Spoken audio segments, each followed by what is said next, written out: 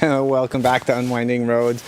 If this is your first time here, my name is Teddy. This is my 2022 Jeep Gladiator Eco Diesel, and it is freezing cold. It's actually about negative 15 degrees Celsius. And today I am going to go over this tiny little 500 watt hour, it's actually 499 unit from VTOMAN. It's called the FlashSpeed 600, and I know it's a small unit, but I'm pretty excited about it. Reason being is I have other power stations that are big and bulky, and they have a lot more power. But one of the things about power is the more you have, the longer it takes to charge. That's where something like this comes in really handy, and it's called the FlashSpeed because it'll get you charged up within like an hour and a half. Now that charge isn't going to run a whole bunch of devices all day long. That's not exactly what this is for. We're gonna quickly put it to the test. I'm gonna run a small heater that you would run in your tent. I have a little heated blanket. Again, you'd probably run that in your tent.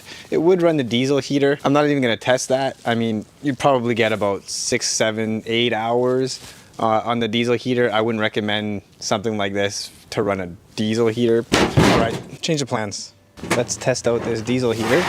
Now my diesel heater will only run on AC. It does not have a cigarette plug, and if it does, you can expect your diesel heater to last about 10% longer if it powers up at all. You really shouldn't be running your diesel heater off of the DC. I've learned that lesson. Here we go. Let's see what happens. Start heating. The VTOMAN 600 is fully charged. Can't really see. Currently pulling in 43 watts. We're just gonna let it get going here. It takes a lot of power to get it going, but once it's going, we'll be able to see how long this will last with a diesel heater. Again, I don't recommend this. Let's just see what happens. And so this diesel heater was pulling in 357 watts, and the VTOMAN FlashSpeed 600 is able to do the power up process. And so as you can see, you're looking at almost 11 hours running off of this battery, which is honestly a lot better than expected. I guess you could run the diesel heater off of this battery for a full night. It is nice. It does have the 10 amp instead of the 8 amp cigarette lighter. As far as running fridges and all these things, I mean, it'll run your fridge probably for a day or so, maybe 2 days, maybe even a full weekend. But that's not why I'm personally excited about a unit like this. This for me is something that I can move around very easily. I can take it to the campfire. I can get my heated blanket going on the back of my chair. I can run the lights on my awning off of it, which is what I'm doing right now. I can recharge my heated jacket overnight. And this thing is light enough that I could just pack it into the tent. I would demonstrate that, but my tent's got a sheet of ice on it right now, so I'm gonna leave it alone for now. But this thing only weighs 15.9 pounds. We'll call it 16 pounds. In the box, you'll find the unit itself. You'll find a bunch of stickers. Stickers are always cool. A cord to charge it via AC or a wall plug. A cord to charge it from your car, cigarette plug. USB-A cable and a USB-C cable. On the top of it, there's a nice little latch. You can fit your wires in here.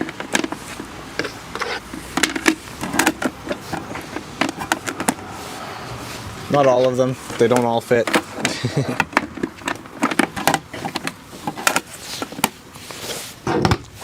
And these two really nice handles, big enough that you can wear gloves and pick it up. On the back, there's a light, and it goes from bright to brighter to super bright to flashing, and then SOS mode. Now before I plug in the heater and the heated blanket, we're going to talk about that key feature of this thing. The reason why it's called the FlashSpeed is it'll pull in about 400 watts to charge. So like I said, you'll be on your way. It'll be 80% within an hour, fully charged an hour and a half, which is huge. With those bigger units, yeah, you can charge them. You're going to need bigger solar panels to charge them. This thing with a 200 watt solar panel, it'll be charged in about 5 hours. Anything bigger than that, you're going to be lugging around a huge solar panel. Same thing for drives. If you're charging it off of your car, it'll pull in 200 watts. So again, in about 3 hours, you'll have it fully charged. As opposed to the bigger units, you'll be driving around for 8 hours a day. It's one of those things, you know, the more power you have, the longer it's going to take to charge. Whereas in this thing, you could probably charge every day. Another huge feature about it, which isn't really talked about enough, is its operating temperature. You can run this thing anywhere from -4 Fahrenheit to 131 degrees Fahrenheit. That's negative 20 degrees Celsius to 55 degrees Celsius, eh? That is a wider range than most of my current power stations. So as mentioned before, this is something I would pack up into my tent on those super chilly nights, run a little heater like this, warm up the tent a little bit, and then go to sleep. So let's see how long it would run this little heater. All right, I still have the sticker on here, and I'm gonna leave that on here because I like things looking nice and neat.